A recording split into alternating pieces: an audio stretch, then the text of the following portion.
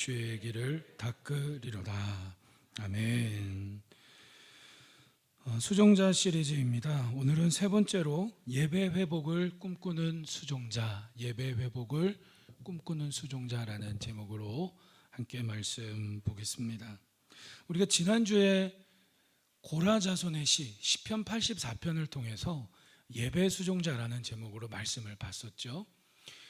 예배를 누구보다 사모하는 그 시편 내용을 봤고요. 예배를 통해 복을 주시는 하나님. 그러면서 마지막 세 번째 내용이 뭐였냐면 예배 회복을 꿈꾸는 수종자였습니다. 여러분, 예배 한 번 안 드린다고 큰일 나나요? 여러분 어떻습니까? 왜 이렇게 고라 자손은 예배 회복을 꿈을 꾸고 사모했을까요? 그리고 예배 회복을 꿈꾼다는 건 어떤 의미일지 오늘 우리가 말씀을 통해서 살펴보기를 원합니다. 첫 번째는 은혜를 베푸시는 하나님. 우리가 예배 회복을 꿈꿀 수 있는 이유는 하나님은 은혜를 베푸시는 분이기 때문입니다. 마이크 볼륨 조금만 올려주세요. 우리가 지난주에 말씀을 봤듯이 고라 자손은 고라의 후손입니다.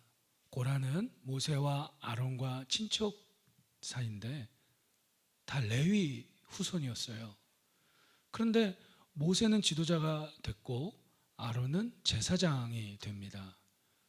그런데 이 고라는 제사장 옆에서 예배를 수종드는 그러한 일을 맡게 되죠. 반역을 일으킵니다. 마음에 안 든다라는 거죠. 그래서 고라가 다단, 아비람, 온 그리고 250명의 이스라엘 백성들 중에서 리더 역할을 하는 그런 사람들과 함께 반역을 일으킵니다. 모세를 향하여, 그리고 영적 지도자인 모세를 향하여 반역을 일으키는 건 또 하나님을 향하여 반역을 일으키는 거죠. 모세, 아니 왜 당신 마음대로 다 하느냐? 왜 아론을 제사장으로 세우느냐? 왜 우리의 왕처럼 군림하느냐? 라고 하면서 그들은 예배의 수종자로서 수종드는 레위 지파에게 허락된 일들을 섬기면서 오히려 그들은 그 자리에 맡긴 섬김에 감사하지 못했습니다. 결국 하나님께서 그들을 산채로 땅을 여셔서 민수기 16장을 보면 그들을 산채로 생지옥에 생매장시킵니다. 참 무서운 사건이죠. 고라가 이런 반역을 일으킬 때에 민수기서를 읽어보면 하나님의 은혜가 있었어요. 감사하게도 이 고라의 반역 사건에 고라의 세 아들들이 가담하지 않았습니다. 다행이죠. 그리고 그때부터 이 고라의 자손들은 예배의 수종자에서 제외됩니다. 예배의 수종자란 우리도 구원받은 모든 그리스도인은 내가 예배를 선택할 권한이 없어요. 우리는 예배를 드리고 싶으면 드리고 안 드리고 싶으면 안 드릴 수 있는 권한이 없습니다. 구원받았다라는 건 영원한 천국에 가서도 우린 영원히 예배합니다. 물론 상황에 따라 개인적인 모습에 따라 여러 가지 모습이 있죠. 그러나 우리는 평생 예배하는 예배의 수종자입니다. 기본적으로 모든 성도는 다 예배의 수종자고요. 그리고 목회자와 함께 하나님 앞에 드린 예배가 바르게 드려지도록 수종하는 예배의 수종자죠. 대표 기도를 맡고 찬양으로 섬기고 안내위원으로, 헌금위원으로, 또 우리 모두가 함께 예배를 드리는 수종자로. 그런데 고라가 반역을 일으킨 이후에 오랜 시간 동안 고라의 후손들은 대표 기도에서 제외됐어요. 찬양 못하겠어요. 헌금위원 못하겠어요. 쉽게 말하면 오늘 우리로 따지면. 그러다 보니까 이 반역에 가담하지 않았던 고라의 세 아들들은 결국 시간이 흐른 뒤에 어떤 일들이 있느냐? 그들이 기록한 시편을 보면 예배의 회복을 무엇보다 사모하는 시의 내용이 많습니다. 누구보다 예배를 갈망하고 사모하는 그런 시편의 기록을 많이 남깁니다. 그래서 오늘 1절을 보시면 이렇게 시작을 해요. 여호와여, 주께서 주의 땅에 은혜를 베푸사 우리 함께 고백합시다. 은혜를 베푸사. 고라의 후손들인 자신의 가문에도 은혜를 베푸셔서 이제 다시 회복되어 예배 수종자로 순서도 맡고 성전에서 성가대로 찬양팀으로 섬길 수 있는 수종자로 회복해 하신 그 하나님의 은혜에 감사하고 있고요. 그 다음 보시면 야곱의 포로된 자들이 돌아오게 하셨다. 하나님께서는 우리가 어떠한 상황에 있든지 다시 예배를 회복하게 하십니다. 예배 회복을 꿈꾸게 하십니다. 왜냐? 하나님은 은혜를 베푸시는 하나님이시기 때문입니다. 개인적으로 보면 고라의 가정 안에 이런 일이 있었지만 하나님께서 은혜를 베풀어 주셔서 회복이 되었다라는 거죠. 다시 예배 수종자로 섬길 수 있게 되었다라는 거예요. 여러분, 이렇게 우리가 함께 예배 드리는 게 예배 수종자입니다. 그리고 우리가 함께 예배 시간에 뭔가 목회자와 함께 성도들과 함께 하나님 앞에 바른 예배를 드리도록 여러 가지 순서를 맞는 그 수종되는 일들을 여러분 절대 제외되는 것을 여러분 쉽게 생각하면 안 되고 하나님 앞에 예배 수종자로 함께 섬기는 것을 거룩하고 복되게 가치 있게 생각해야 합니다. 어떤 대기업에서 프로젝트를 나에게 맡겼어. 그것보다도 대표 기도로, 찬양으로, 헌금위원으로, 안내로 이렇게 함께 모여 예배하는 그 예배 수종자의 모습을 우린 누구보다 가치 있게 여길수록 그의 인생을 하나님께서 복되게 하십니다. 그리고 이스라엘 백성들 전체적으로는 포로 생활에서 돌아오게 하셔서 예배 회복을 꿈꾸게 하셨다는 거예요. 이스라엘 백성들은 예배 공동체입니다. 구약 성경을 예배라고 하는 두 글자로 쭉 읽어가면요, 점점 예배가 무너졌어요. 예배 드리는 횟수도 무너지고 예배 드리는 모습도 무너졌어요. 예배가 무너지면 믿음이 무너지고요, 믿음이 무너지면 그 인생이 무너지더라고요. 결국 국가가 무너져서 그들은 70년 동안 바벨론에서 포로 생활을 합니다.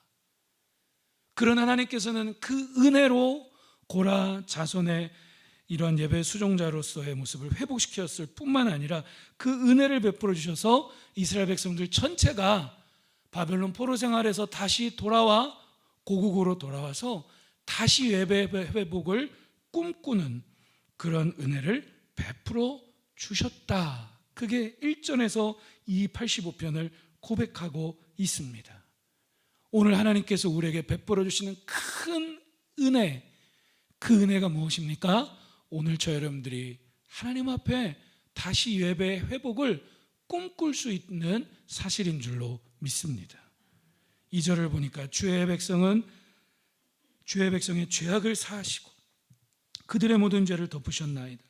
주의 모든 분노를 거두시며 주의 진노를 돌이키셨나이다.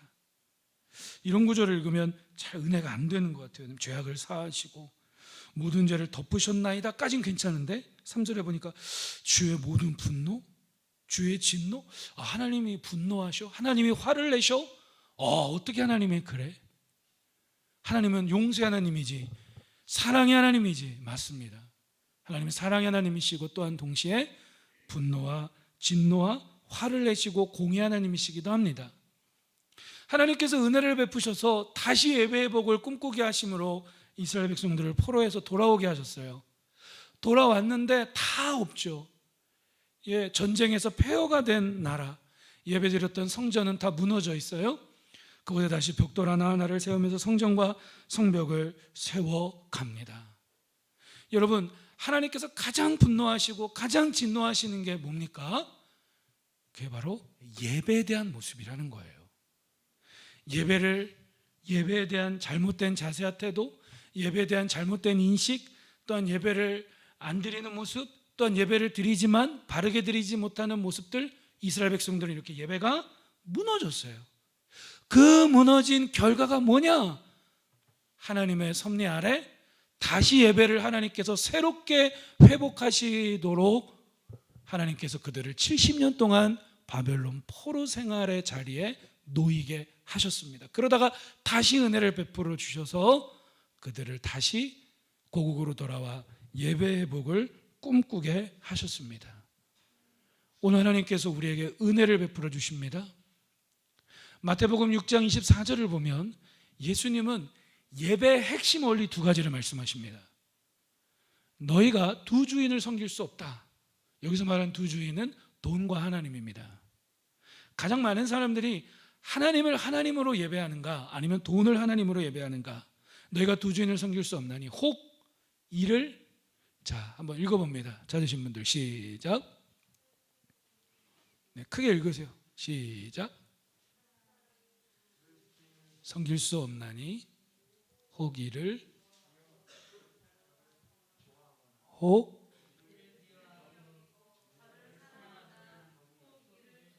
네, 혹만 하지 마시고 제대로 읽어주세요. 자, 다시 읽겠습니다. 시작.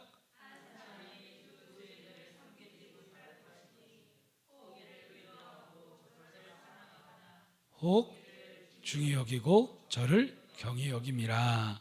아멘. 너희가 하나님과 재물을 겸하여 섬길 수, 아멘. 두 가지 원리가 나요. 첫 번째 뭡니까? 사랑의 원리. 내가 사랑하는 쪽으로 난 예배하고 있어요. 나는 돈을 사랑하면 돈을 예배하고 있고요. 어떤 사람을 하나님보다 더 사랑하면 그 사람을 예배하고 있는 거고요. 아무튼 하나님보다 무엇인가를 내가 더 사랑하고 있는 쪽으로 난 예배하고 있어요. 또 한 가지 예배 원리가 뭐예요? 그건 뭐냐? 가치의 원리예요. 내가 더 중요하게 가치 있게 여기는 쪽을 난 예배하고 있어요. 하나님보다 돈을 더 중요하게 여기고 있다면 돈을 예배하게 돼 있어요. 하나님보다 어떤 사람을 더 중요하게 중요하게 가치 있게 여긴다면 그 사람을 예배하고 있는 거죠.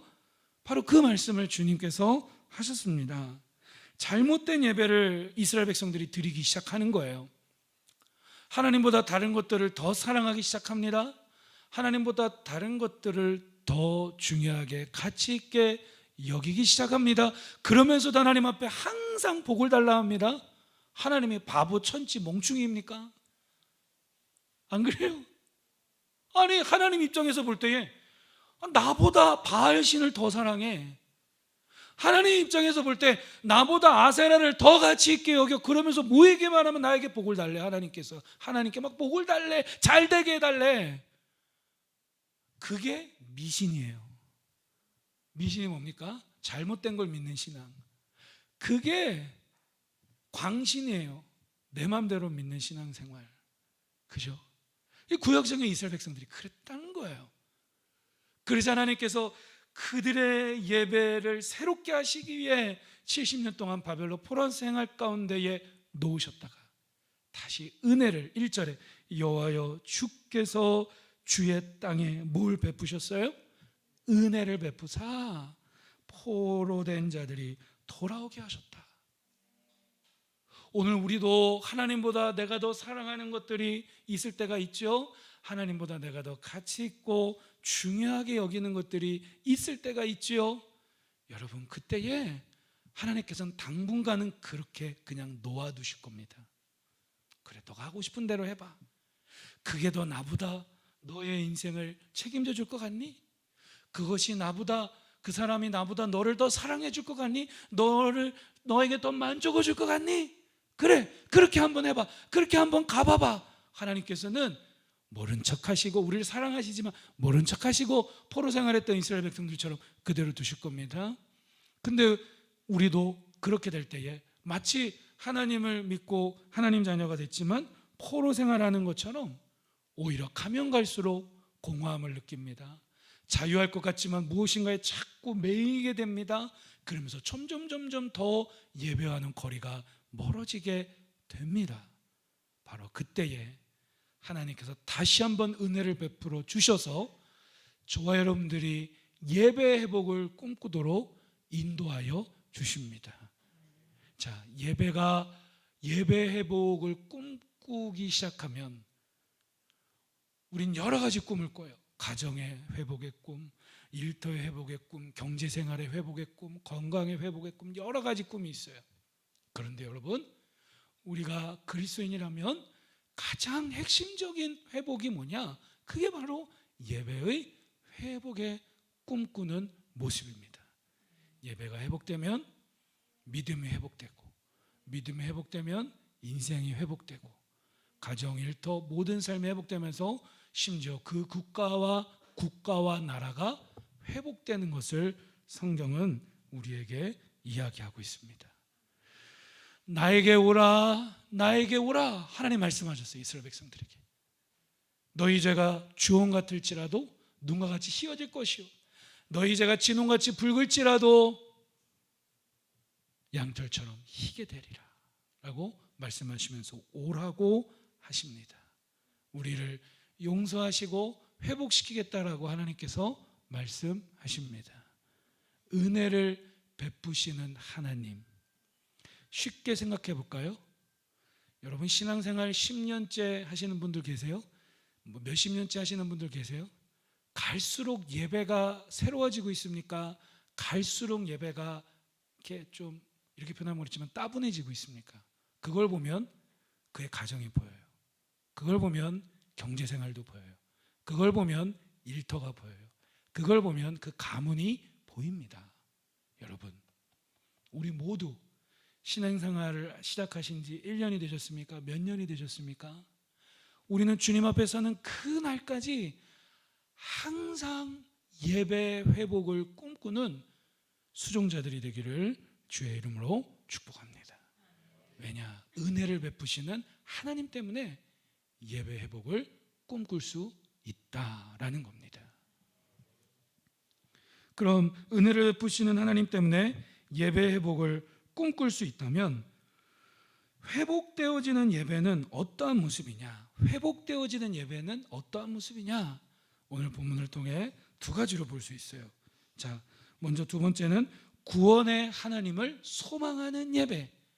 이렇게 예배 회복을 꿈꾸기 시작할 때에 회복된 예배의 모습은 구원의 하나님을 소망하는 예배가 된다라는 겁니다. 본문을 보시면 4절에 이렇게 시작을 합니다. 우리 구원의 하나님이요. 구원의 하나님을 소망하고 있어요.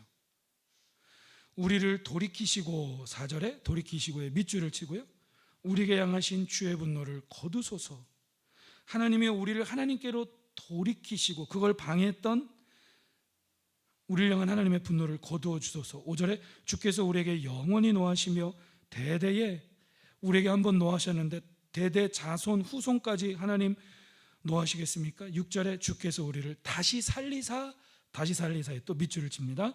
주의 백성인 주를 기뻐하도록 하지 아니하시겠나이까. 회복되는 예배의 모습은 그저 예배가 그냥 순서 오늘 예배 어떻게 드렸대? 오늘 순서가 잘 진행이 됐어. 물론 그것도 참 중요하죠. 그렇죠? 오늘 예배 어떻게 드렸대? 오늘 여러 가지 시설이랑 여러 가지가 좋았어. 물론 그것도 예배를 드림에 있어서 중요한 요소입니다. 그런데 여러분, 우리가 인생 회복이 예배 회복으로부터 시작된다면 그 예배 회복을 꿈꾸기 시작할 때 회복된 모습이 뭐냐? 구원의 하나님을 소망하는 예배를 드리게 돼요. 우리가 밑줄을 친 부분을 다시 보시면 4절에 우리를 돌이키시고 6절에 우리를 다시 살리사. 우리 함께 고백합시다. 친밀한 관계. 마치 창세기 1장, 2장, 3장을 보면 선과 악을 알게 하는 나무의 열매를 먹기 이전에 아담과 하와는 하나님과 친밀했어요. 아무것도 입지 않고 살았지만 하나님은 그들에게 분노하지 않았어요. 그들은 하나님께 거리낌이 없었어요. 하나님과 친밀한 관계 그 자체가 예배였습니다. 그런데 죄로 인하여서 어떻게 됩니까? 하나님은 얼굴을 돌이키세요. 바로 이것입니다. 회복되어지는 예배의 모습은 단순히 순서가 잘 진행이 됐다, 여러 가지 시설이 좋다, 그것도 중요하지만 회복된 예배의 모습은 시간마다의 모습을 통해서 하나님 나를 다시 돌이키시고 우리를 다시 살리사, 즉 하나님과의 친밀한 관계가 회복되는 것입니다. 다시 살리사, 리바이벌, 돌이키시고 리스토어, 그러니까 실질적인 사건이 일어난다는 거예요. 예배 시간을 통해. 자, 보세요. 저 사람과 내가 저만큼 떨어져 있어요. 예를 들면 그러면 저 사람과 내가 친밀해지려면 반드시 어떤 사건이 일어나죠. 일이 일어나죠. 그래서 다시 친밀해져요.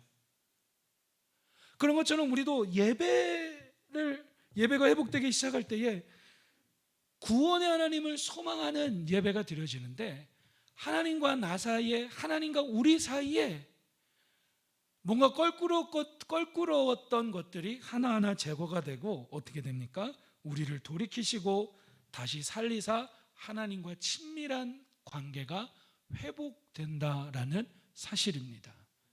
그러니까 예배를 잘 드릴수록, 예배를 많이 드릴수록 누가 친해질까요? 하나님과 친해지고, 하나님과 친한 그의 인생을 하나님께서는 날마다 회복하시며 날마다 복되게 하시는 줄로 믿습니다. 7절에 여호와여 주의 그 인자하심을, 자기 백성을 향한 끊임없는 사랑, 그 인자하심을 우리에게 보이시며 주의 구원을 우리에게 주소서. 자, 8절 함께 읽어봅니다. 시작. 내가 하나님 여호와께서 하실 말씀을 들으리니 무릇 그의 백성 그의 성도들에게 화평을 말씀하실 것이라. 그들은 다시 어리석은 대로 돌아가지 말지로다. 아멘. 여러분, 진짜 맛있는 걸 드셔보셨어요? 진짜 좋은 걸 한번 보셨나요? 진짜 나에게 너무나 좋고 맛있고 아무튼 너무나 좋은 걸, 또는 친밀한 걸 경험해 보셨습니까? 그러면 어떤 마음이 생기죠? 다시 다시 보길 원해요. 다시 하고 싶어져요. 그런 것처럼 이렇게 우리를 다시 살리시고 또 4절에 우리를 돌이키셔서 하나님은 구원을 이루십니다. 우리와 친밀한 관계가 회복됩니다. 그 친밀한 관계의 회복된 모습이 바로 지금 읽은 8절입니다. 경청하게 된다는 거예요. 하나님의 말씀에 귀를 기울이기 시작해요. 성경은 읽는다고 해서 읽어지는 책이라고 한다면 성경은 하나님 말씀이 아닙니다. 이게 무슨 말이냐? 우리 마음속에 5만 가지 잡다한 생각과 감정과 마음이 막 들끓고 얽히고 설킨 모습으로는요, 절대로 성경은 읽힐 수 없어요. 읽어도 이해가 안 돼요. 마음과 생각에 들어오지도 않고 이해도 안 됩니다. 왜냐? 성경은 사람이 기록한 게 아니라 성경 기자 이전에 성령의 감동을 통해 기록된 하나님의 말씀이기 때문입니다. 그전에는 예배가 회복되어지지 않을 때는 경청이 안 돼. 하나님 말씀을 들어도 들리지가 않아요. 그러다 보니 읽을 수도 없죠. 안 읽어지니까, 안 들려지니까 계속해서 그래야겠구나. 그게 아니라 계속 읽어야죠. 계속 들어야죠. 이젠 중요한 사실을 알게 돼요. 단순히 예배가 아니라 우리의 모든 성도의 모든 인생의 회복과 축복은 예배의 성공이구나. 그래서 우리 옛 어른들의 표현처럼 우리 한번 크게 한번 큰 소리 한번 믿음으로 선포하며 한번 따라해 봅시다. 예배의 성공자가 인생의 성공자요, 예배의 회복이 인생의 회복이다. 할렐루야. 여러분, 이러한 모습은 우리가 절대 버려서는 안 되는 참 너무나 좋은 구호요, 또한 믿음의 표현입니다. 이렇게 하나님과의 친밀한 관계, 구원의 하나님을 소망할수록 친밀한 관계로 회복됩니다. 그 결과가 뭐냐? 8절 나온 것처럼 내가 하나님 여호와께서 하실 말씀을 들으리니 경청하게 된다는 거예요. 그러면서 뭐라고 나왔습니까? 무릇 그의 백성 그의 성도들에게 화평을, 하나님 항상 우리에게 화평, 우리와 항상 평화하기를 원하십니다. 그 다음 뭐라고 나오죠? 그들은 다시 어리석은 대로 뭐 하지 말라고요? 돌아가지 말지로다라는 거예요. 다시는 어리석은 생각, 어리석은 말, 어리석은 행동, 어리석은 선택, 어리석은 결정으로 돌아가서 하나님보다 더 사랑하고 하나님보다 더 가치 있게 여기는 것들을 쫓는, 그것들을 예배하는 그런 어리석은 대로 돌아가지 말라라고 하시는 하나님의 애절한 사랑의 말씀, 그 음성에 경청하게 된다라는 것입니다. 이런 표현 쓰면 좀 그렇지만 영이 맑아진다. 어떤 사람 만나면 예수 안 믿는 분들은 뭐 기가 세다라고 그래요. 근데 성경적으로 보면 기라는 표현보다는 우리의 영혼이, 생각이, 마음이 아주 이렇게 뭐라고 할까요? 맑아진다라고 하는 것도 좀 조금은 좀 그런 표현이지만 우리의 영과 우리의 생각과 우리의 영혼이 아주 어떻게 되는 겁니까? 하나님 말씀에 잘 들을 수 있는 상태로 새로워지는 거죠. 여러분, 가정에 어떤 어려움이 있으세요? 취업에 어떤 어려움이 있으세요? 아니면 사업에? 아니면 인생에 어떤 상황이 있으십니까? 정말 감사한 건 하나님은 우리 눈에 안 보여요. 너무 크기 때문에 안 보여요. 하나님이 우리 눈에 보인다면 전 그 하나님 안 믿어요. 불상도 우리 눈에 보이고 물고기신도 우리 눈에 보이고 태양신도 우리 눈에 보이는데 똑같은 하나님이라고 왜 믿습니까? 그래서 하나님은 무소부재하시며 전지전능하신, 없는 곳이 없는, 늘 우리와 동행하시는 임마누엘의 하나님이십니다. 그런데 그 하나님께서는 다른 신들과 다르게 우리가 신앙생활을 처음 시작하고 뭔가 주님 멀리 했다가 다시 돌아오고 뭔가 삶의 어려움 속에서 지치고 방황할 때에는 하나님 나에게 좀 한 번만 좀 나타나 주세요. 에? 너무 답답한데 나에게 한 번만 나타나 주세요. 뭐 그럴 수 있어요. 근데 여러분 생각해 보세요. 하나님이 다른 불상처럼, 다른 우상처럼 우리의 손에 잡히고 우리 눈에 보인다면 그 순간 하나님은 성경이 말하는 천지를 창조하시고 다스리시는 야훼, 여호와 하나님이 아니에요. 더 놀라운 사실은 그 하나님은 너무나 크고 위대하신 분인데 다른 우상들, 다른 신들과 다르게 하나님은 항상 언제나 늘 우리에게 말씀하시는 분입니다. 이걸 깊이 생각해 보세요. 다른 우상들 하나님도 나에게 좀 보였으면 좋겠어. 여기다가 뭐 하나 써붙여서 다녔으면 좋겠어. 그럴 땐 조금 마음이 아쉽지만 아쉬운 것 같으십니까? 근데 잘 생각해 보세요. 그 하나님 너무 크신 분이에요. 그런데 그 크신 하나님께서 우리가 우리의 가정의 일터에 우리의 삶에 어떠한 모습이 있든지 예배의 복을 꿈꾸도록 은혜를 베푸시고요, 구원을 베푸셔서 다시 우리를 돌이키시고 다시 우리를 새롭게 하셔서 하나님과 친밀한 관계로 회복시켜 주십니다. 그에 대한 결과로 뭐예요? 항상 우리의 인생이 어떠한 인생이 있든지 함께 고백합시다. 말씀하여 주신다. 우리에게 말씀하여 주세요. 그래서 예배 시간에 하나님을 찬양합니다. 뭐 기도드립니다. 헌금드립니다. 그 다음에 또 한 가지 중요한 모습이 뭐냐? 말씀을 함께 나눠요. 이건 제 이야기가 아니잖아요. 만약에 제가 이 앞에서 제 이야기 한다면 여러분 이 자리에 나와서 앉아 계실 이유도 없고 뭐 저의 권면을 따를 이유도 없어요. 저는 그저 하나님의 말씀을 준비해서 함께 나누는 그 소임을 감당할 뿐입니다. 여러분 항상 우리에게 말씀하시는데 오늘 이 시간 새겨 들으세요. 지금 이 순간 하나님께서 저 여러분들에게 다시 한번 말씀하십니다. 8절에 나온 것처럼 내가 하나님 여호와께서 하실 말씀을 드리리니 무릇 그의 백성 그의 성도들에게 화평을 말씀하실 것이라. 그들은 다시 어디로 돌아가지 말라고요? 어리석은 대로 돌아가지 말라. 참 신기해. 어느 때는 아무리 글로 가면 안 돼라고 누군가 나에게 얘기해줘도 당신이 무슨 상관이야? 내가 하고 싶은 대로 갈 거야 라고 막 무시하고 갔어요. 참 신기해. 어느 때는 이쪽으로 가야 됩니다라고 누가 아무리 조언해주고 충고해주고 해줘도 당신이 무슨 상관이야? 내가 하고 싶은 대로 할 거야 라고 막 이쪽으로 갔어요. 그런데 어느 순간 예배를 드리는데 다시는 어리석은 대로 돌아가지 말라.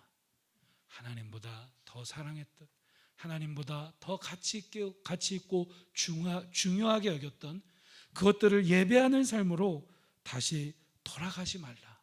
하나님 그러면 나 뭐 먹고 살아요? 저 사람에게 잘 보여야 나 먹고 살 수 있는데요?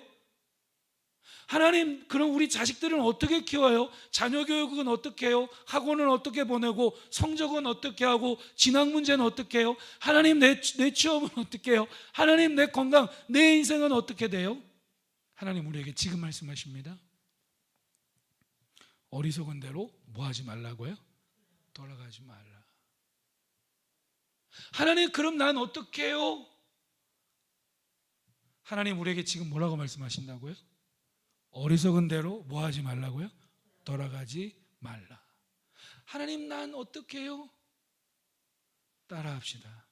하나님을 작게 여기지 말라. 제일 무책임한 지도자들이 뭐냐면 책임지지 않는 사람들. 뭘 안 져요? 책임을 안 져. 하나님은 어떤 정치인들처럼, 어떤 왕들처럼, 어떤 황제처럼, 어떤 통치자들처럼, 어떤 위대하다라고 했던, 무슨 뛰어나다라고 했던 사람들과 다른 분이세요. 하나님 우리를 사랑하시는 분입니다. 우리를 축복하시는 분입니다. 이걸 얘기한다면 뭡니까? 하나님은 당신의 인생을 창조하실 뿐만 아니라, 그 모든 걸 계획하실 뿐만 아니라 책임져 주시는 분입니다. 그러니 우리는 그 하나님을 누구보다 사랑하며 가치 있게 여기며 예배하는 것이 하나님과의 친밀함의 증거요, 예배할수록 하나님과 더욱더 가까워지고 친밀해지는 줄로 믿습니다. 할렐루야. 그래서 우리의 믿음의 기독교 역사 속에서 믿음의 선배들은 이런 글을 남깁니다. 어떤 글을 남기느냐? 하나님보다 다른 것들을 더 사랑하고 더 가치 있게 여기며 그것들을 따라가며 예배할수록 당신의 삶은 더욱더 혼란스럽고 별로 재미가 없을 겁니다. 그러나 하나님을 가장 크게 사랑하고 가치 있게 여기며 예배할수록 그 사랑 안에서 당신의 모든 삶은 복되고 모든 것들을 즐겁게 누릴 수 있게 됩니다.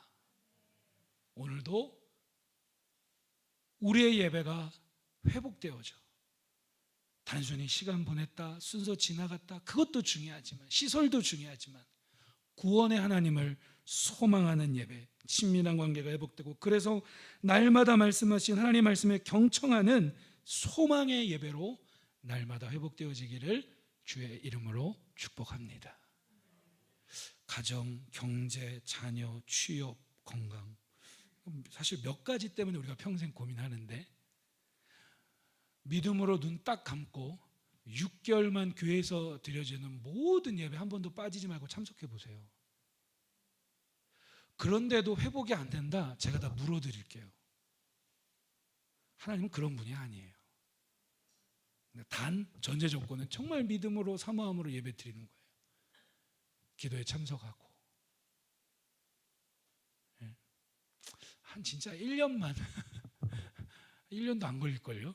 한 3개월에서 6개월만 한번 그렇게 하잖아요. 말씀 그대로예요. 다시 어리석은 대로 돌아가지 말라. 반드시 하나님께서 시온의 대로와 살 길을 열어주십니다. 자, 은혜를 베푸시는 하나님으로 인해 예배의 복을 꿈꿀 수 있죠. 그럼 회복된 예배의 또 한 가지 모습이 뭐냐? 세 번째, 오늘 마지막, 좋은 것 주시는 하나님을 소망하는 예배예요. 보세요. 하나님은 나쁜 것 주세요? 좋은 것 주세요? 좋은 것. 좋은 것 주시는 하나님을 소망하는 예배. 10절부터 보니까 고라자손은 이렇게 찬양하며 기도합니다. 10절에 인애와 진리가 같이 만나고 의와 화평이 서로 입맞추었으며 진리는 땅에서 솟아나고 의는 하늘에서 굽어보도다. 자, 12절 13절 함께 읽어봅니다. 여호와께서 좋은 것을 주시리니 우리 땅이 그 산물을 내리로다. 의가 주의 앞에 앞서가며 주의 길을 닦으리로다. 아멘. 12절에 여호와께서 좋은 것을 주신대요.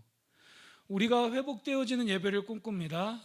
예배가 회복되어질수록 우린 어떤 예배를 드리게 되느냐? 좋은 것 주시는 하나님을 소망하는 예배. 히브리서 11장 6절에 보면 하나님께 나아가는 자는 반드시 그가 계신 것과 하나님 존재한다라는 믿음, 그리고 그가 자기를 찾는 자들에게 상 주시는 이심을 뭐 해야 된다고요? 믿어야 한다. 할렐루야. 하나님은 그렇게 하나님을 예배하는 자에게, 물론 예배 자체가 무엇인가 하나님 앞에 받아내기 위한 마음으로만 예배드린다면 그것은 옳지 않은 겁니다. 그러나 우리가 하나님 앞에 바르게 예배하기 시작할 때 하나님께서는 절대로 빈손으로 우리를 돌려보내지 않습니다. 여러분이 이 관계를 잘 생각해 보세요. 어버이날이 됐어요. 엄마 아빠 선물이요. 어렸을 때 카네이션 색종이로 접어 만들고 조금 크면은 뭐라도 사왔어요. 그런데 사실은 그 돈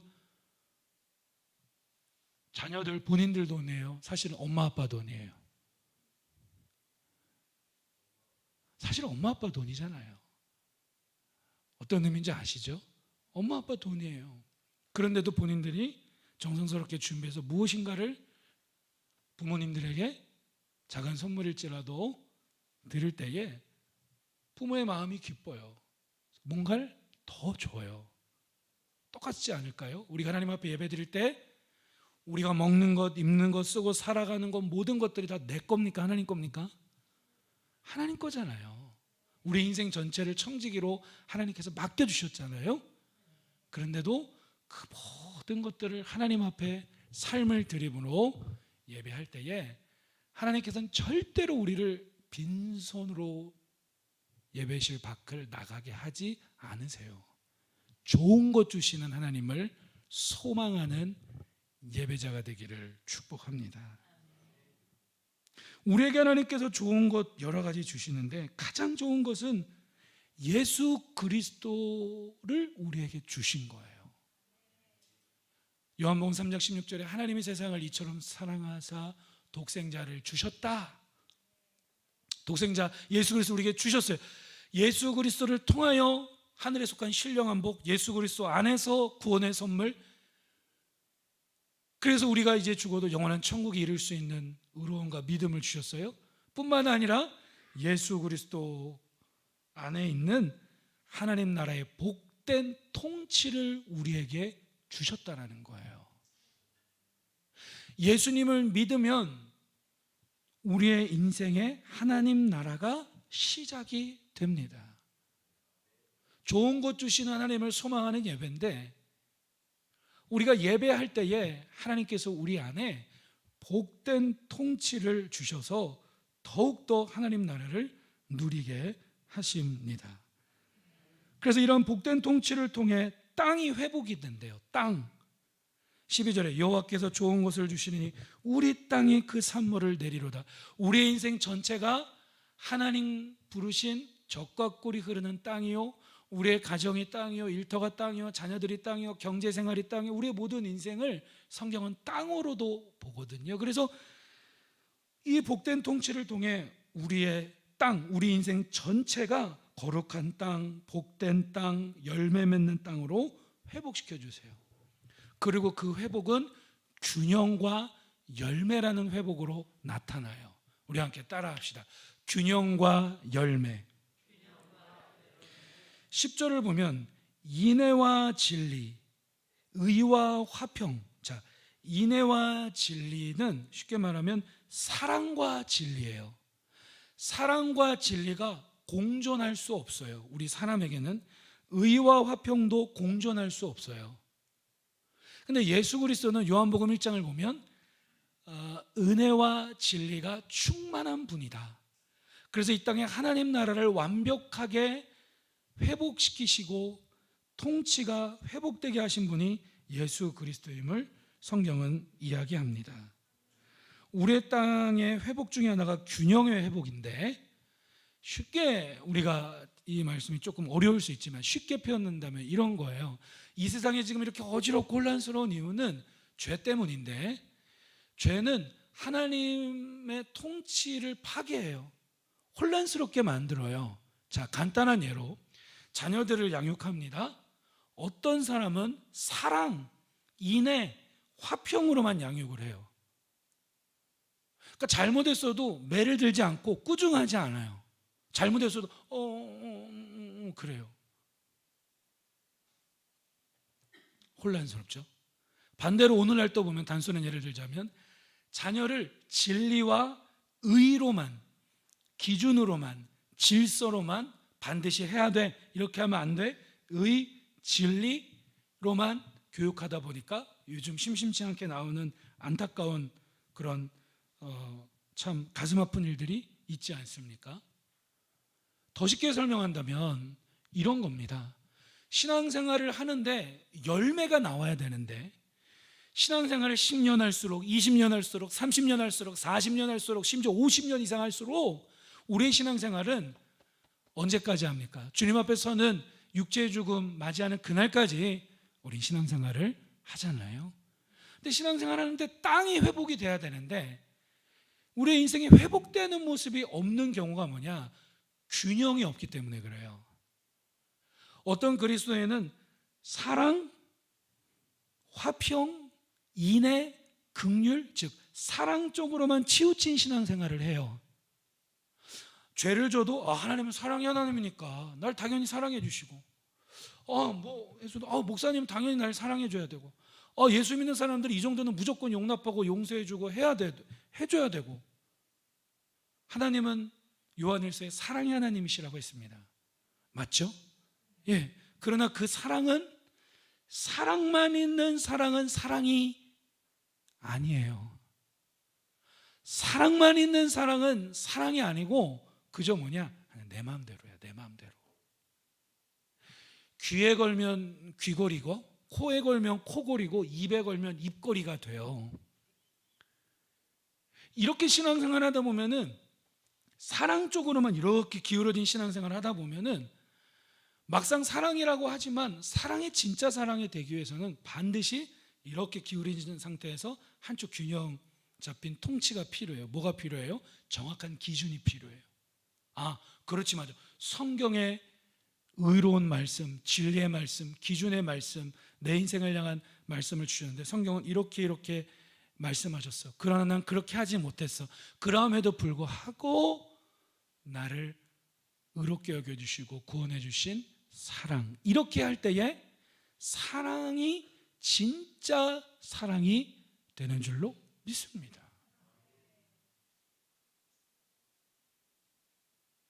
이게 가정에도 적용이 되고요, 부부관계도 적용이 되고요, 자녀관계도 적용이 되고, 경제생활의 회복, 물질의 회복, 건강 회복, 모든 삶의 원리가 돼요. 우리 함께 한번 따라합시다. 균형의 회복. 네. 그러니까 신앙생활을 10년 하고 30년 하고 심지어 막 60년 이상 하는데도 영적으로는 사실은 예수 영접한 일꾼 정도, 사실은 영적으로는 갓난아이에서 태어나 한 초등학교 몇 학년 수준의 신앙생활로 평생을 하다가 척 가는 건 감사한 거지만 사실은 이 땅에서 신앙생활할 때 별로 아름답지가 않은 거야. 그건 누가 봐도 죄인데, 누가 봐도 잘못된 건데 본인은 사랑이래. 하나님은 날 사랑하시고 날 축복하시고 당신은 사랑받기 위해 태어난 사람, 막 계속 여기만 머물러 있는 거예요. 여러분, 사랑은, 하나님은 진짜 사랑의 하나님이세요. 그런데 사랑으로만 기울어진 신앙생활은 이게 틀린 건 아니지만 균형이 필요해요. 뭐가 필요해요? 한쪽에 진리가 필요해요. 의가 필요해요. 할렐루야. 그래서 옳은 길을 따라야 돼요. 하나님 말씀하신 대로 가야 돼요. 하나님 말씀대로 살아야 돼요. 그런데도 안 돼. 그런데도 힘들어. 그래, 난 할 수 없어. 그런데도 여전히 날 사랑한다 하시니, 그런데도 할 수 있다 하시니, 그때 비로소 진짜 사랑이구나, 하나님 진짜 은혜 주시는구나라는 것을 알게 되면서 균형이 생기게 되고, 그때 비로소 어떻게 됩니까? 12절에 나온 것처럼 땅이 산물을 내리르다 열매를 맺게 되는 거예요. 자, 한편으로는 이번엔 반대로 신앙생활 하는데, 이제 신앙생활 하는 지 1년이 됐든 뭐 수십 년 이상이 됐든, 한편으로는 너무 진리 쪽으로만, 진리, 의로움, 기준, 뭐 해야 돼, 순종해야 돼. 이쪽으로만 이렇게 기울어진 신앙생활도 있을 수 있죠. 틀린 게 아니에요. 성경을 1년에 몇 독 해야 되고 매일 말씀 묵상해야 되고 나눠야 되고 뭐 여러 가지 해야 돼요. 다 해야 돼요. 그런데 균형이 없으면 이쪽으로 진리의 기준으로 기울어진 신앙생활은 그야말로 바리새인, 서기관과 같은 율법적인 신앙생활에 빠져서 무엇인가를 막 하지만 속은 정말 병들어 있는, 정말 하나님과의 친밀함이 없는 모습이 될 수 있는 거죠. 그래서 여러분 보세요. 순종해야 돼 하고 끝나는 것이 아니라 한쪽엔 또 어떤 균형이 필요해요? 화평, 사랑, 은혜가 균형을 이루어야 합니다. 11절 보세요.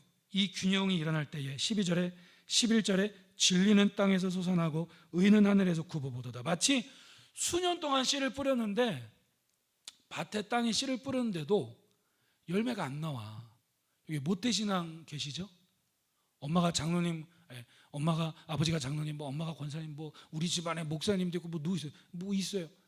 뭐 있으면 어떻게 해요? 뭐 있는 건 나쁜 건 아니에요. 아무튼 많이 있는 건 좋은 거예요. 그런데 중요한 건 내 인생이라고 하는 땅에 말씀의 씨도 심고 적지 않은 세월 동안 신앙생활도 한다 했는데 열매가 없어요. 근데 이제는 어떻게 해요? 인애와 진리의 균형, 의와 화평의 입을 맞추는 균형의 통치를 통해서 어떻게 되는 겁니까? 열매가 없었던 땅에 드디어 진리가 땅에서 솟아나고 씨를 뿌린 곳에 싹이 솟아나고 줄기가 솟아나고 잎과 꽃과 열매가 솟아나고 그 다음에 뭐예요? 11절에 의는 하늘에서 굽어보도다. 씨를 맺지 못했던 땅에 하늘에서 단비가 내려오듯이 하나님의 의로움을 늘 따라가는 그러한 삶으로 나아갈 때에 여러분 12절에 여호와께서 좋은 것을 주시느니 우리 땅이 그 산물 열매를 맺는 복된 땅, 거룩한 땅, 축복의 땅과 같은 저와 여러분들의 인생이 되는 줄로 믿습니다. 예배 드리다 보면은 성도님들이 눈물을 흘릴 때가 있어요. 눈물 흘리는 거 중요합니다. 눈물 흘린 다음도 더 중요합니다. 예배 드리다 보면 우리 심령이 막 뜨거워질 때가 있어요. 심령이 뜨거워지는 것 중요합니다. 심령이 뜨거워진 다음도 중요합니다. 균형을 이루도록 하나님께서 좋은 것 주세요. 우리 인간은 한쪽으로 반드시 누구든지 다 기울어져 있어요. 저도 마찬가지고. 근데 이게 균형이 맞춰지지 않으면 열매를 맺을 수 없어요. 그래서 예배를 통해 좋은 것 주시는 하나님을 소망하는 예배, 바로 그 좋은 것은 예수 그리스도 안에서 이루어진 복된 통치를 통해 균형을 이루고 그 균형을 통해 우리의 삶에 복된 열매, 아름다운 열매를 맺혀가게 하시는 줄로 믿습니다. 자, 이 두 가지 원리 잘 생각해 보세요. 난 어느 쪽으로 지금 많이 기울어져 가고 있는가? 그리고 신앙생활을 내가 수십 년 하면 할수록 나라고 한 하나님께서 맡겨주신 거룩한 땅이 회복되어져 가고 있는가? 아니면 수년째 뿌려도 열매를 맺지 못하고 있는가? 여러분, 하나님 오늘도 은혜를 베푸셔서 예배의 복을 꿈꾸게 하시고요, 그 회복된 예배는 구원의 하나님을 소망하는 예배, 아까 경청이라고 했죠. 친밀한 관계 회복을 통해 더 이상 여러분 우리가 어리석은 대로 돌아가지 않기를 축복합니다. 마지막으로 좋은 것 주신 하나님을 소망하면서 여러분 신앙생활하면 왜 복이 돼요? 진짜 회복돼요. 정말 회복돼요. 가정도 회복되고 물질도 회복되고 건강도 회복되고 그 인생이 아름다운 땅으로 회복됩니다. 그 핵심이 뭐예요? 예배인 줄로 믿습니다. 이 시간 주님께 들은 말씀을 함께 붙잡고 잠시 기도하고 예배를 마칩니다. 주의 이름 잡은 부로 기도하겠습니다. 주여